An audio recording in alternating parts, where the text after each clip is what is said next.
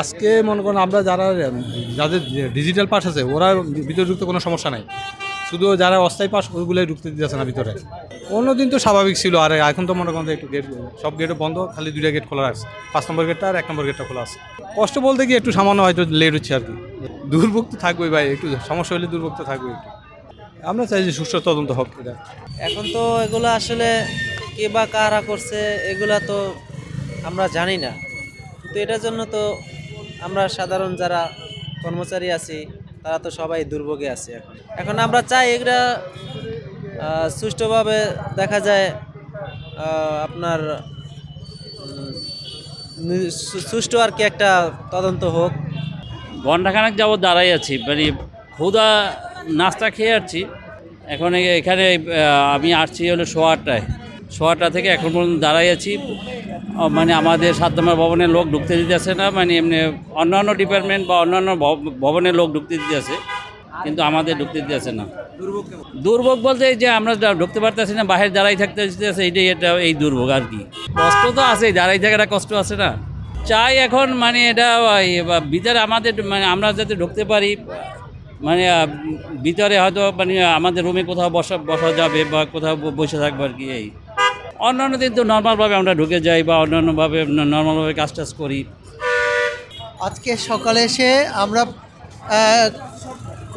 কর্মকর্তা কর্মচারীরা ভিতরে প্রবেশ করছি, কিন্তু 7 নম্বর ভবনে প্রোটেক্টেড এরিয়া, এটার ভিতরে ঢুকতে দিচ্ছে না। যেহেতু অগ্নিকাণ্ডের এখনও কোনো সিদ্ধান্ত হয় নাই, যে তদন্ত চলছে, এ কারণেই আমাদের অফিস করতে দেওয়া হয় নাই। ডাক টেলিযোগাযোগ মন্ত্রণালয়কে জিপিওতে বসার জন্য অনুমতি দিয়েছে, অন্যান্যদেরকে সিটি কর্পোরেশন যার যার মন্ত্রণালয়, স্থানীয় সরকার তাদেরকে সিটি কর্পোরেশনে বসার জন্য বলেছে। এই আর কি। আমরা 7 নম্বর বিল্ডিংয়ে ডিউটি করি, তো এর লাগে আজকে ওইটা রেটজনক হয়ে আছে, আমাদের ঢুকতে দিবে আমাদের 11টার পরে। স্যার আমাদের আশ্বাস দিচ্ছে যে 11টার পরে আমরা নিয়ে যাবো। না, এটা আমরা জানি না, তারা তদন্ত করতেছে। এখন ওরা রিপোর্ট দেখ কীভাবে কি হলো, আমরা কিছু জানি না।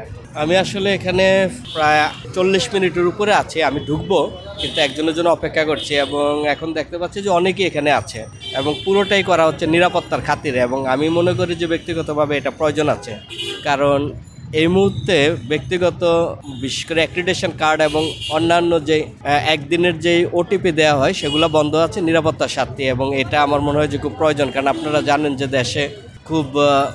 দেশের প্রাণকেন্দ্র সচিবালয়ে একটা নৃশংস দুর্ঘটনা ঘটে গিয়েছে, আগুনে কয়েকটি মন্ত্রণালয় পুরো ছাই হয়ে গিয়েছে। এটার জন্য এখন যেটা হচ্ছে সেটা আসলে নিরাপত্তার খাতিরেই করা হচ্ছে, এবং এটা প্রয়োজন দেশের স্বার্থে, এবং এই কয়েকটা দিন মানুষকে এটা মেনে নিতে হবে।